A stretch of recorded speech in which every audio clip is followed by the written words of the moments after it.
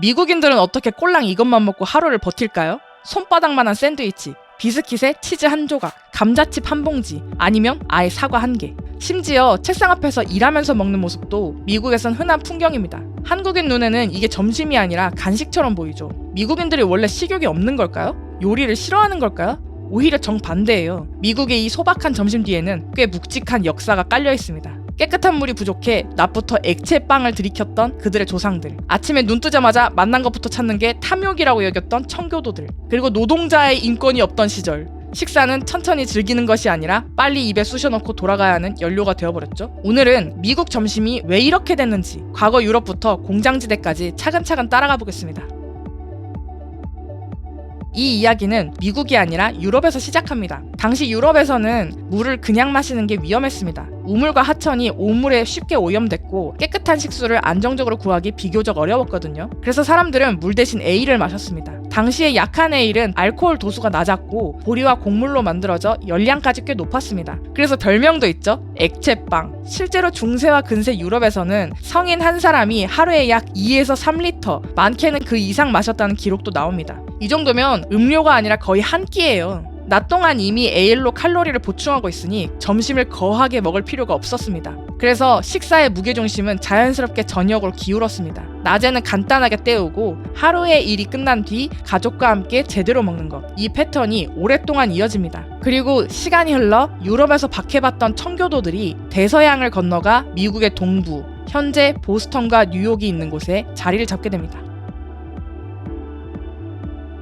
청교도들은 엄격한 금욕주의를 추구하며 절제와 노동을 미덕으로 여겼습니다. 지나치게 많이 먹는 것, 자극적인 맛을 추구하는 것, 쾌락을 쫓는 것을 모두 경계했습니다. 아침에 눈을 뜨자마자 거하게 차려진 음식부터 찾는 행동도 당연히 좋게 보진 않았겠죠. 식사는 점점 즐거운 시간이 아니라 통제의 영역이 됩니다. 여기서 떠오르는 인물이 존 하비 켈로그입니다. 맞아요. 그 호랑이 기운 켈로그, 그 사람입니다. 19세기 말 그는 미국의 의사였고 강한 종교적 금욕주의 영향을 받았습니다. 그는 자극적인 음식이 사람의 식욕과 성욕을 비롯한 여러 욕망을 키운다고 믿었습니다. 그래서 기름지고 맵고 달고 짠 음식 대신 밋밋하고 담백한 음식을 권했죠. 그 결과 나온 대표적인 식품이 시리얼입니다. 지금 우리가 아는 달달한 시리얼 이미지와는 출발점이 꽤 달랐던 거예요. 미국에서 시리얼이 오랫동안 아침 식사의 상징이 된 것도 우연이 아닙니다. 하지만 아직까진 선택의 여지가 있었습니다. 이걸 진짜로 도망칠 수 없는 시스템으로 굳혀버린 건 바로 산업화였습니다.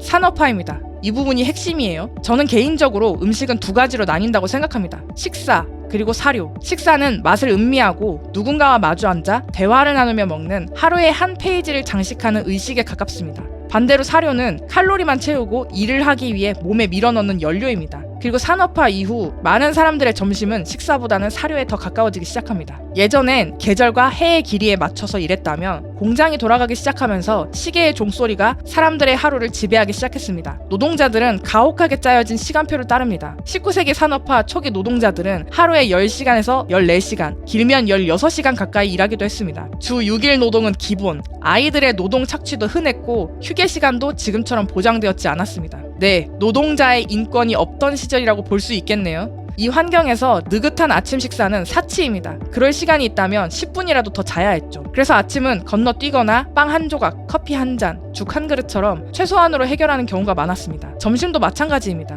공장 바닥에서 정찬을 차려 먹을 순 없잖아요. 짧은 휴식 시간 안에 빨리 먹고 노동으로 복귀해야 했습니다. 이때 유리했던 음식은 아주 분명합니다. 손으로 들고 먹기 쉬운 것, 준비 시간이 짧은 것, 싼 값에 배를 채울 수 있는 것, 이동하면서도 먹을 수 있는 것, 샌드위치, 마른 빵, 햄, 치즈. 미국의 점심에 식탁이 사라지고 연료 보급 시간만 남은 것엔 이런 배경이 큽니다. 이 흐름은 노동자들의 근무 환경이 나아진 현대에도 여전히 계속됩니다. 아니, 더 강해졌죠.